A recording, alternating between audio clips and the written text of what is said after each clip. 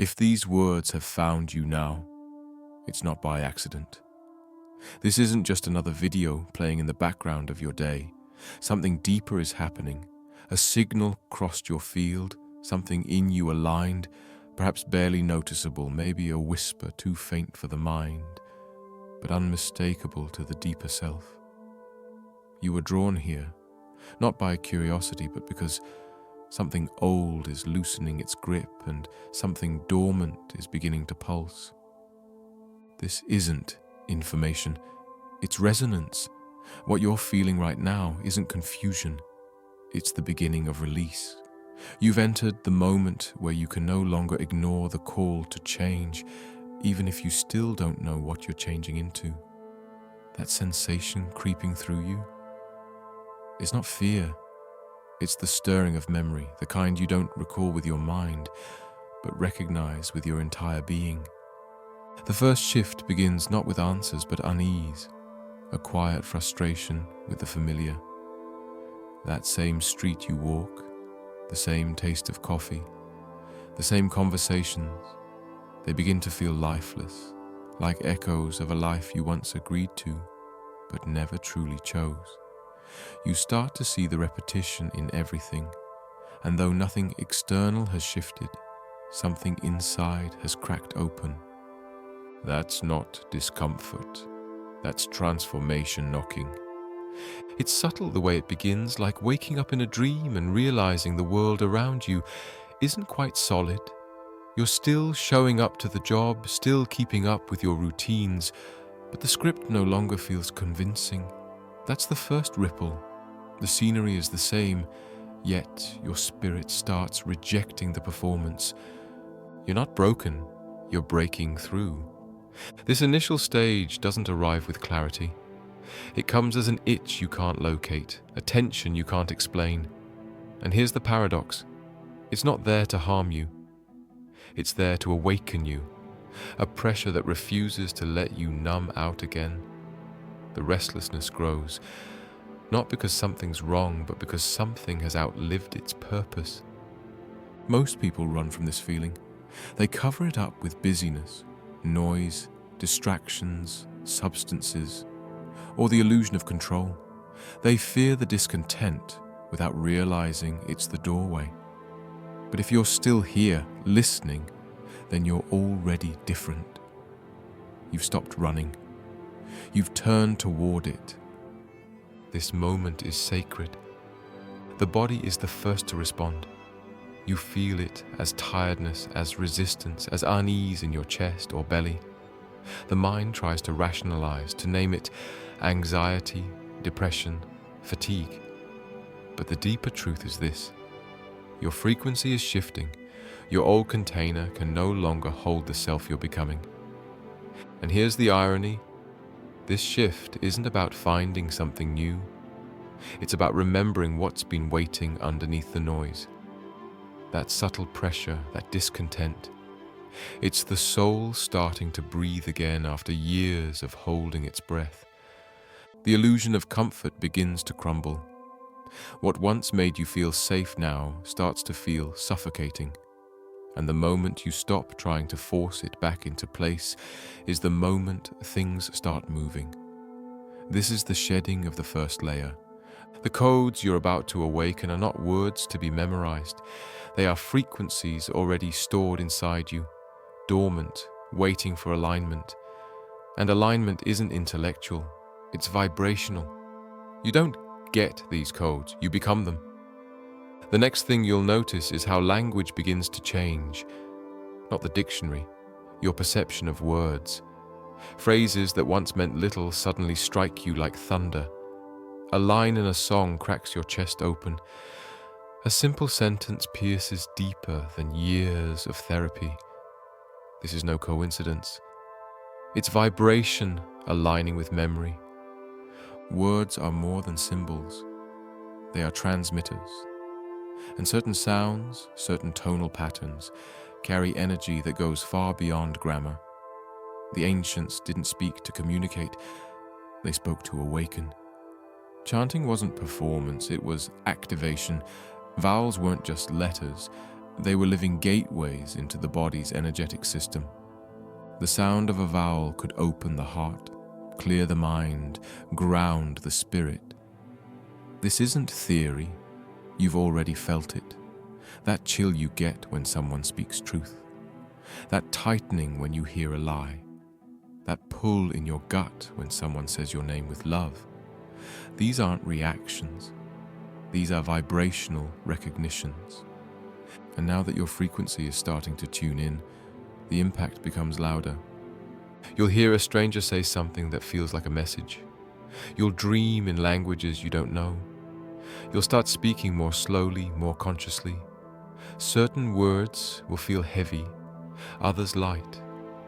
You'll sense your own voice changing, not just in tone but in intention. This is the second layer.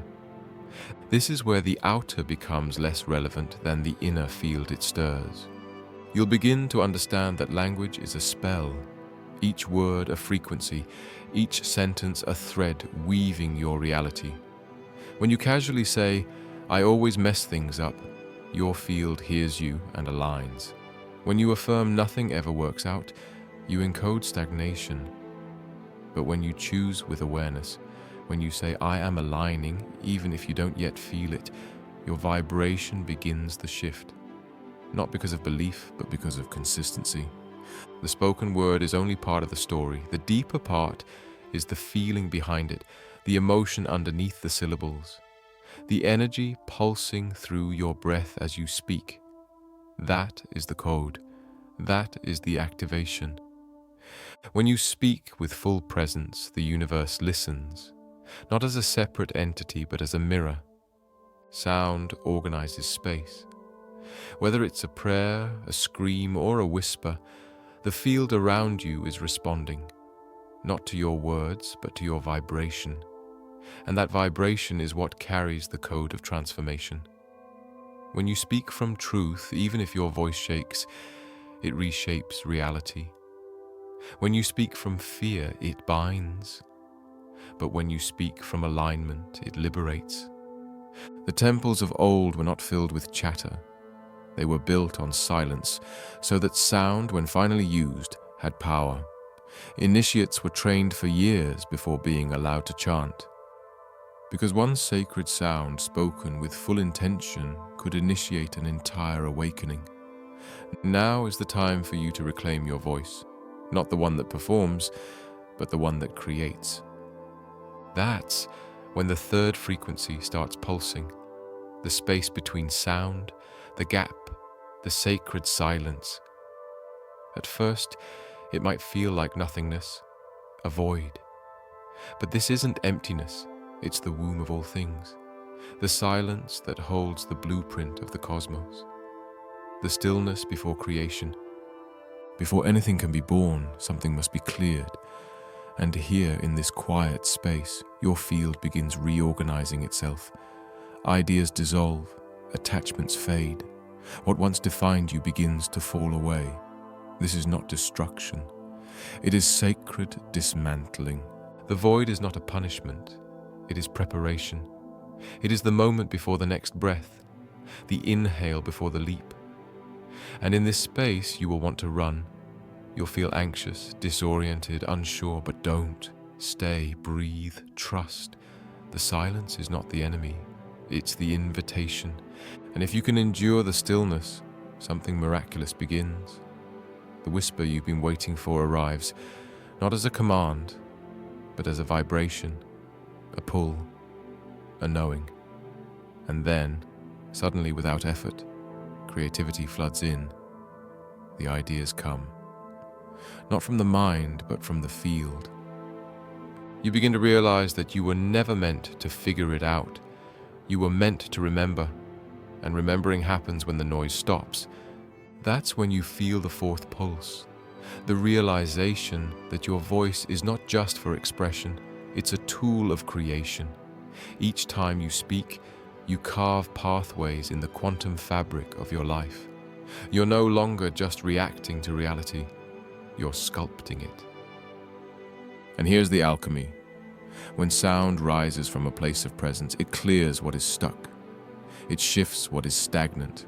It makes room for what's true. Not all sound heals. Only sound emitted from an aligned field has that power. That's why you must learn to observe what you say, not to censor, but to understand what frequency you're constantly inviting into your space. Even your thoughts are sound. Subtle, silent, but potent. Thought is compressed vibration, and the more often you repeat it, the stronger its echo in your field. So you begin to choose, not with force, but with awareness.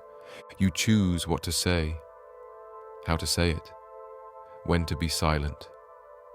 You begin to understand that silence itself is a sound, one that carries immense potency. Then comes the deeper question. Are you living what you're saying? It's one thing to say, I trust. It's another to embody it, to carry that vibration through your chest when the path is uncertain. To speak love not only in words, but in how you walk, how you pause, how you listen. This is the fifth wave, the activation of embodiment. The code doesn't settle for your mouth. It demands your bones. It isn't satisfied by declarations. It waits until the words live in your breath, your heartbeat, your actions. That's when you're no longer speaking ideas. You're radiating truth. That's where the magic really begins. Not the kind in fairy tales, but the kind the ancients guarded with silence. The kind that moves mountains because it no longer needs to. It just is. And when your presence aligns with your speech, the world around you rearranges to match. That's when you stop convincing people and start influencing frequency. You've crossed into a different kind of existence, one where you don't react to life, you meet it as vibration, as coherence, as code made flesh. And that is just the beginning. Once you begin to embody the frequency you speak, something irreversible takes place. It's not about pretending to be wise or appearing calm. This isn't a performance, it's a resonance that begins in your cells. You're no longer echoing truths, you are living them. And that shift doesn't go unnoticed by the world around you. It's as if your very presence begins to carry weight, not loud or flashy, but undeniable. You walk into a room and things soften. People pause, the energy recalibrates, not because you said anything, but because your vibration precedes your voice. That's the consequence of embodiment. Truth that has fused with the body doesn't need to be argued. It hums quietly in the background of your every breath. But that embodiment demands honesty, brutal honesty. Because the next phase of awakening begins with a question that doesn't come from the lips, but from the soul itself. What am I really seeing? Not with my eyes, but with the part of me that sees beyond sight. You begin to notice it's not just the language around you that's changed, it's the way you interpret reality. The old lenses don't fit anymore. People speak, but you feel what they're not saying. You walk through a space and something inside you starts reading the vibrations, not the visuals. That's not fantasy. That's the sixth frequency awakening, perception beyond the surface. You're no longer fooled by appearances. Something deeper inside you begins to decode the truth hidden beneath every interaction. A smile no longer masks dishonesty. A polished answer can't cover up dissonance. You begin to perceive with a kind of inner radar that you never trained but somehow always had. It was just dormant. This is where reality begins to reshape itself, not because the outside has changed, but because your inner receiver is now tuned differently. You see patterns where others see coincidence. You catch synchronicities not as accidents, but as markers. The universe begins to speak in symbols, not sentences, and you begin to understand. Your surroundings stop being literal. The delay in traffic is no longer just a delay. It's an invitation to pause. The stranger who crosses your path isn't random. Their presence is an echo of something you're vibrating. a memory, a pattern, a lesson. You no longer meet people, you meet mirrors. The ancient initiates weren't given answers. They were taught how to perceive, and that's the key. When you stop chasing explanations, you begin to receive revelations. That's the subtle vision, the clarity that comes when you stop relying solely on the physical senses and start listening with your whole being. And that awareness eventually turns inward. Because once you realize that the outer world reflects what you hold, you must confront the question, what exactly am I carrying in this moment? Not what I believe, not what I say I am, but what my body is actually vibrating. And this body, this sacred vessel you've been inhabiting without truly listening to, becomes the next portal. Not a container of flesh, but a circuit of living light, an intelligent structure of vibration, memory, and power. And you realize you've barely scratched the surface of what it means to be inside it. The seventh pulse begins here, awakening the light within the form. Every organ is more than biology. Your liver holds decades of anger. Your spine holds ancestral pain. Your lungs are swollen with unspoken truths. And the moment you become still enough to listen, they start speaking. The pain in your shoulder isn't just tension. It's a story you never gave space to. The tightness in your jaw isn't random. It's every word you swallowed when you wanted to scream.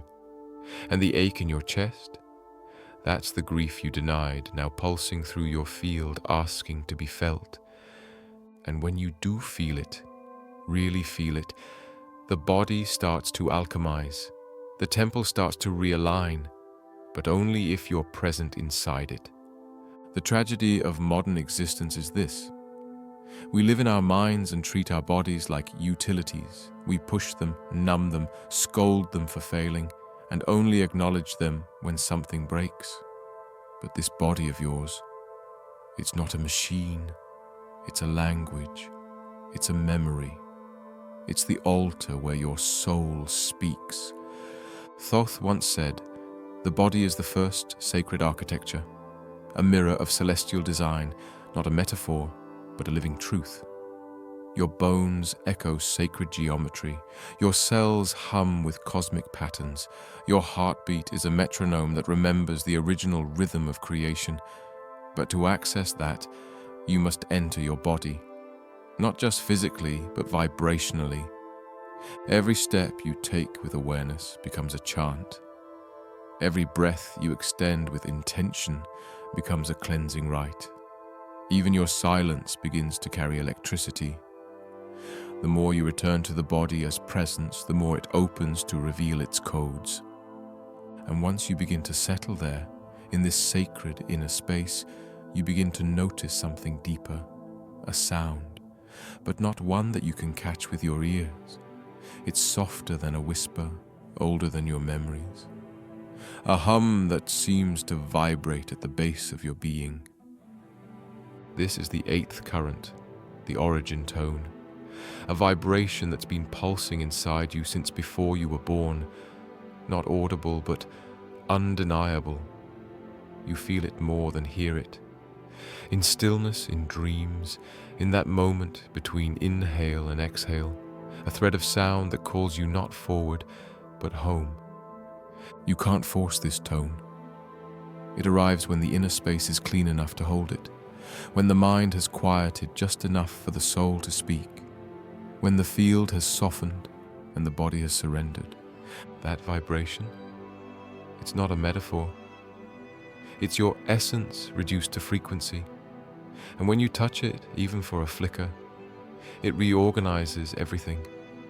Your decisions become clearer. Your doubts fade without needing answers.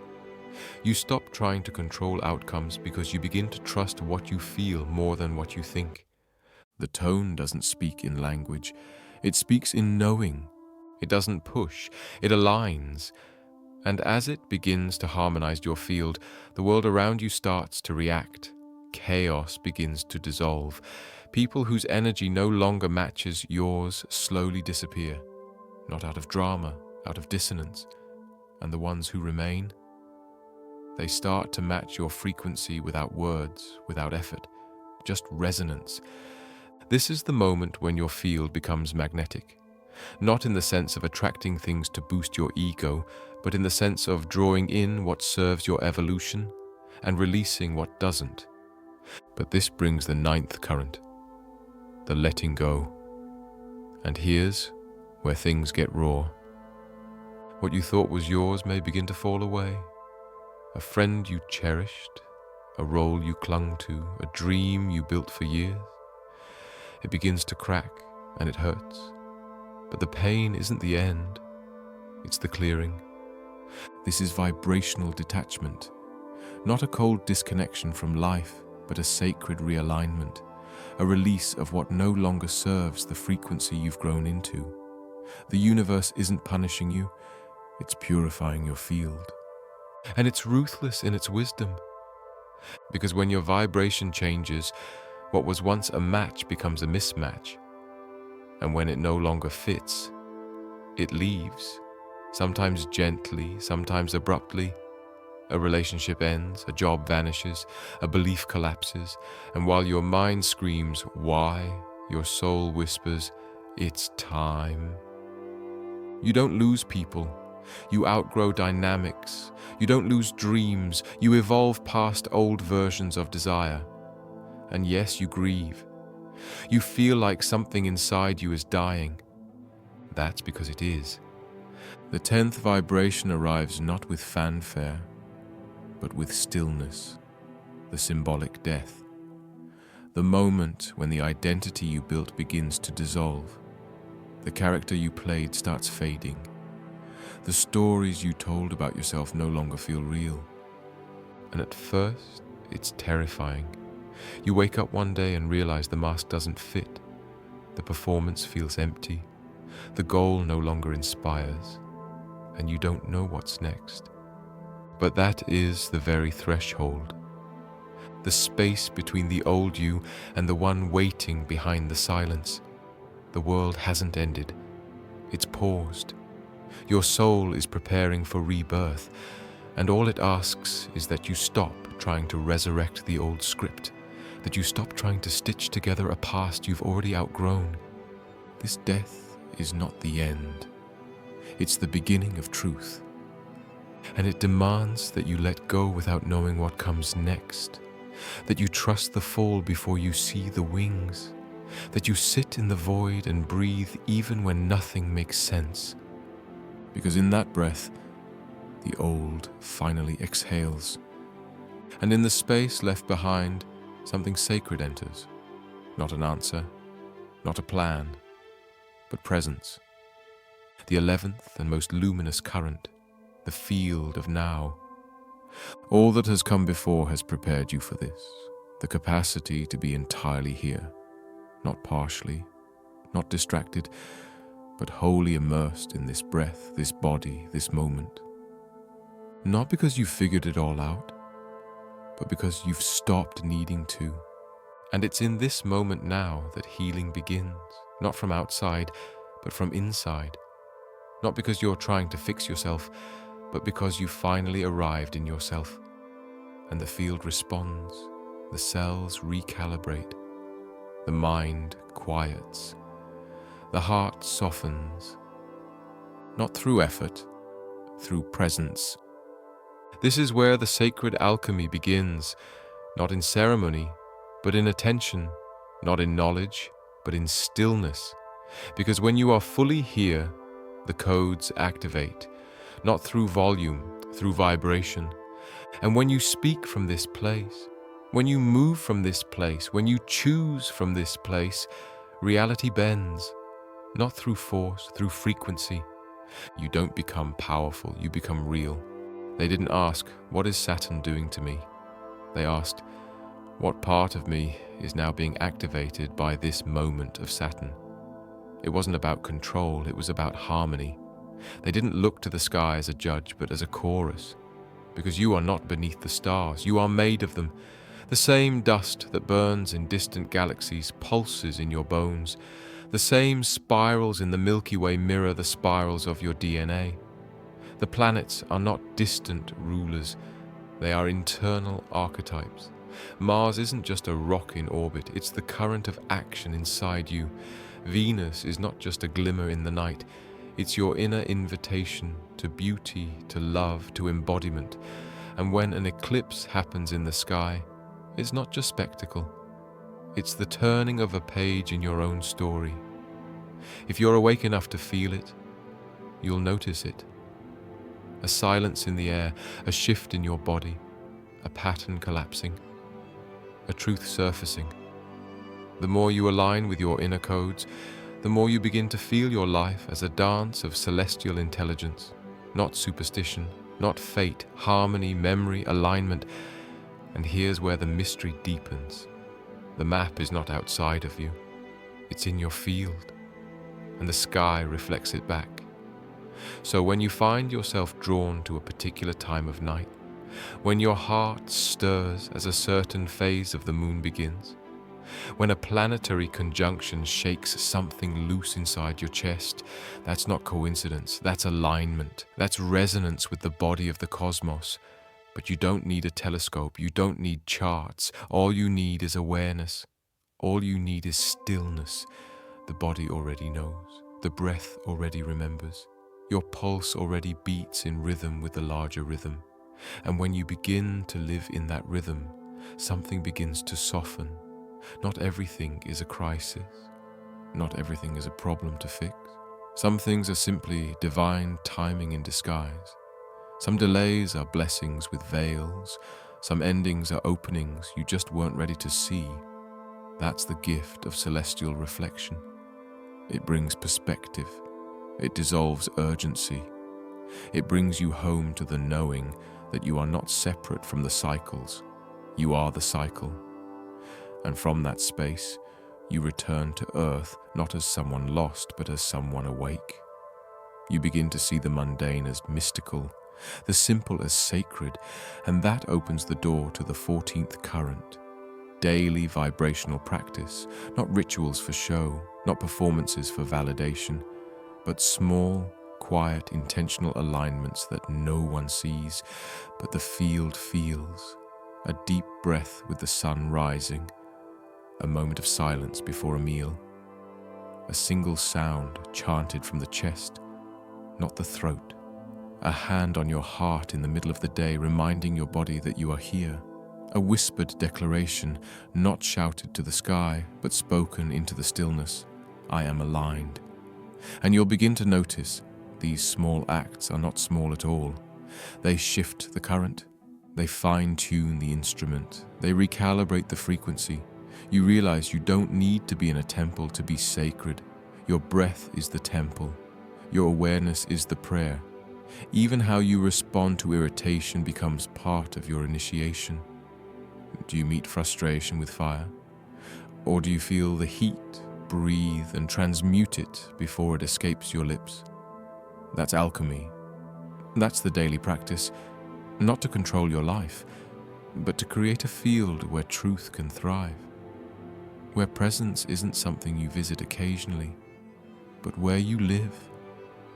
Where the now is not an obstacle to your future, but the birthing place of it. And finally, something begins to arrive that can't be taught. It can't be described. It doesn't come with a warning or a label.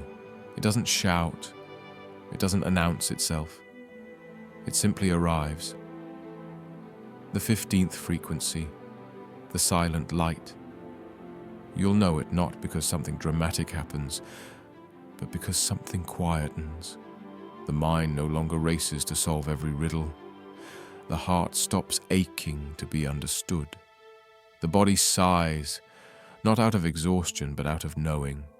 And there it is. A presence that doesn't need a name. A warmth that isn't physical, but undeniable.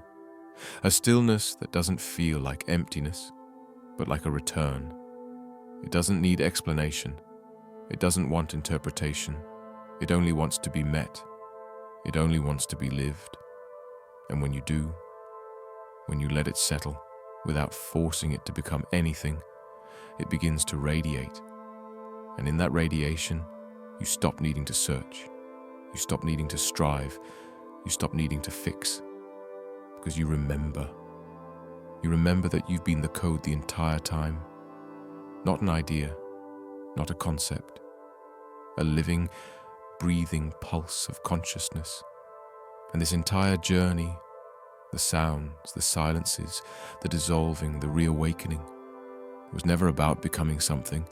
It was about coming back to what you already are, a frequency, a light, a presence that heals not by doing, but by being. So if you're still here, not just listening, but feeling, and in that reality, the final currents wait. But for now, let this settle. Let the words fall away. Let the vibration remain. You are not what you've done. You are not what you've lost. You are not what they see. You are the code that remembers. And now, the field knows it too. When presence becomes your native frequency, something profound begins to shift. Not just inside you, but in the structure of the reality you inhabit. It's as if the blueprint beneath the visible world begins rearranging itself in response to your stillness. Because now, your stillness is not passive, it's generative, it's radiant, and the field can feel it. You've stopped rushing toward the future, stopped dragging the weight of the past. Your awareness is no longer leaking out in 100 directions. It's rooted, alive, anchored in the moment that actually exists, the one that's always been here. And that simple act, that anchoring, starts to open doors that effort could never force open. That's when the 12th current begins to stir, the current of conscious choice. Not choices like preferences, what to wear, what to eat, but vibrational choices, the kind that rewrite the direction of your timeline, the kind that determine whether your energy aligns with your evolution or keeps looping inside old frequencies disguised as comfort. It's not about deciding with your brain. It's about choosing with your field. Because long before you speak a decision, your energy has already cast a vote. The way you rise in the morning, the thoughts you feed before your feet touch the ground, the emotions you allow to dictate your pace, those are the real choices. And they carry more power than any declaration. You realize now that the field doesn't respond to what you say you want. It responds to what you consistently embody. You could whisper affirmations all day long, but if your nervous system is flooded with fear, the field tunes into that.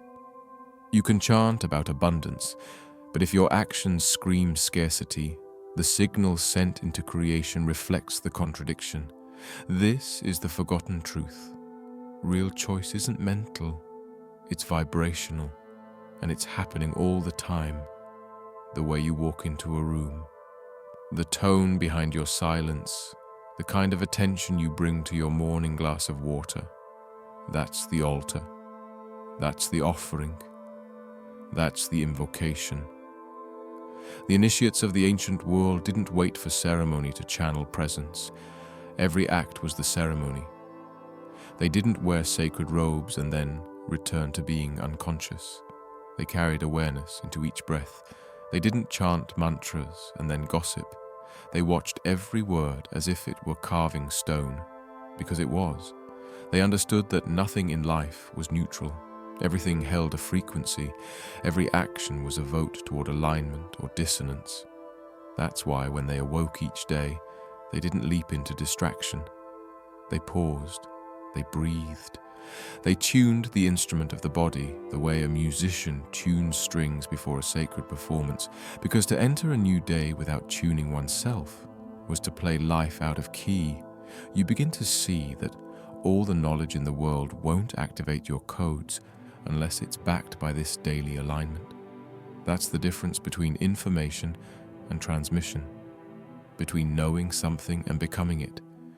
You're beginning to remember that your body is not just your home, it's your transmitter, your amplifier, your altar, and that what you do with it, how you treat it, what you bring into it, sets the tone for everything you'll create. And the choices deepen. Do you rush into your day carrying unresolved energy from yesterday? Or do you choose to clear the field before you engage with the world? Do you unconsciously absorb the emotions of others? Or do you stabilize your frequency so firmly that others entrain to you? Do you speak from reaction? Or do you pause long enough to let a new, truer voice emerge? These are the gates, not glamorous, not complicated, but profound. Because when your choices are made with presence, your life begins to reorganize itself around that integrity. It's not about perfection, it's about coherence. And coherence is magnetic. It draws to you what aligns, it dissolves what distorts, it reveals what's real. And when that level of alignment becomes your new standard, you begin to see the world itself differently. The sky above you isn't just atmosphere, it's memory, it's mirror, it's code. This is when the 13th frequency ignites, the celestial reflection. You've probably gazed up at the stars before, hoping for signs, clarity, a glimpse of what's coming. But what if the heavens weren't there to predict your fate? What if they were simply echoing the music already playing inside you? The ancients didn't watch the stars to see what would happen. They watched to remember who they were. Every constellation, every planetary movement, every lunar pulse, it wasn't just out there. It was in them. Then something has already begun, and it can't be undone. Because once the light has shown itself, once the body has remembered its tone, once the silence has been felt not as absence but as truth, there's no going back. You are the code. You are the echo and the origin. You are the altar and the flame.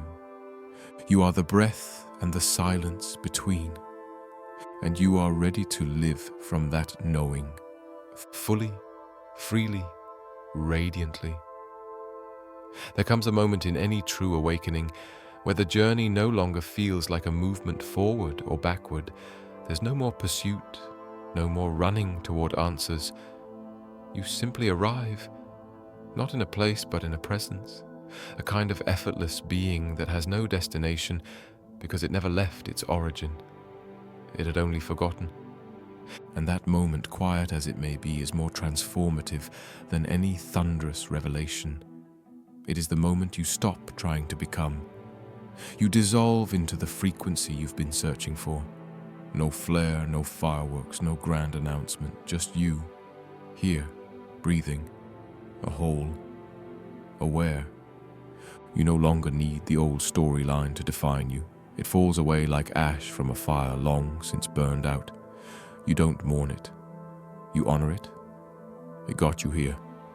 The fears, the grasping, the longing, they were never failures. They were initiations. And now you see clearly, nothing was random.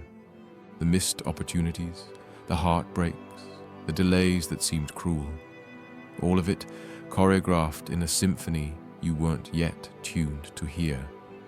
But now, with this frequency running through your cells, you recognize it was never chaos, it was calibration.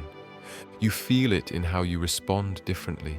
Where you once recoiled in pain, you now pause in understanding. Where once you sought escape, you now sit with presence. This is how healing truly unfolds, not by removing the wound, but by illuminating it so completely that it can no longer exist in its old form. The stories fall away, not because you've erased the past, but because you've outgrown its grip. And the moment you stop identifying with the pain, the healing doesn't even need to be done. It simply is. You are no longer broken, seeking to be fixed. You are frequency realigned. In that frequency, the body becomes light, not weightless, but spacious. You start to feel sensations you never noticed before, not pain or discomfort, but electricity, a hum beneath your skin, a current that moves with you when you speak, when you touch, when you listen. That current doesn't rush, it doesn't force, it waits.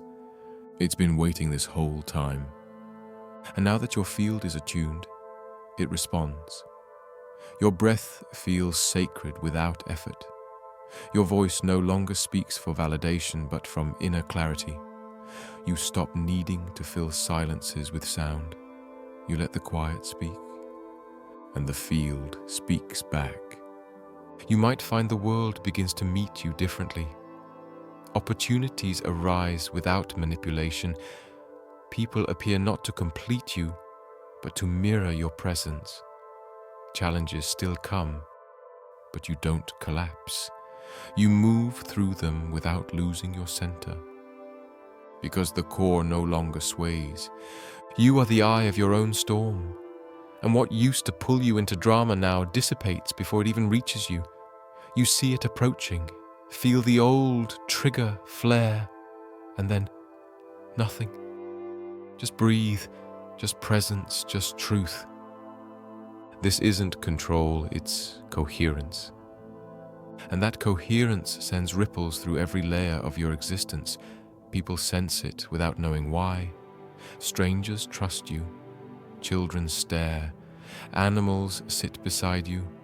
Nature seems to breathe in rhythm with your steps. None of this is magic. None of it is ego. It is resonance. You're beginning to live in a way the ancients only whispered about. You are no longer fragmented pieces fighting for control. You are integrated awareness, pulsing through a body that has become home again. You're not striving to raise your vibration. You are remembering that you already are vibration. And in this space, something wild and beautiful happens. You stop trying to change others. You stop needing anyone to see it the way you do. You let them be where they are, how they are.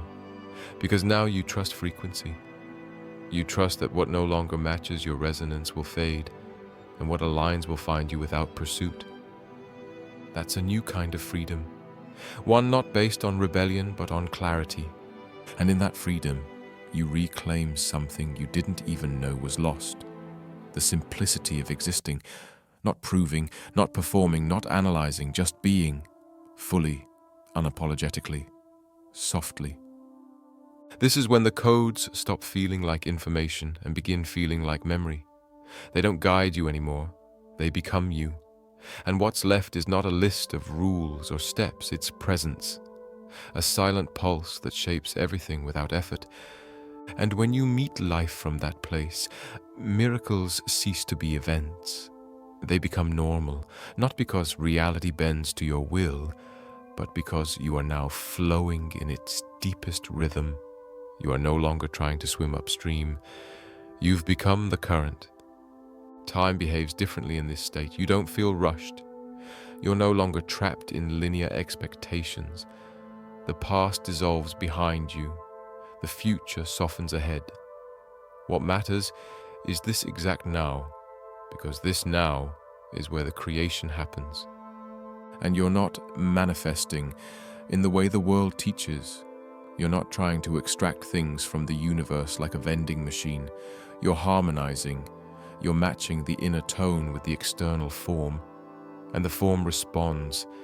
That response may not always look how your ego wanted, but the soul sees it for what it is. Perfect. You've come to trust the delay, because sometimes the gap is grace. You've come to trust the detour, because sometimes the curve leads you back to yourself.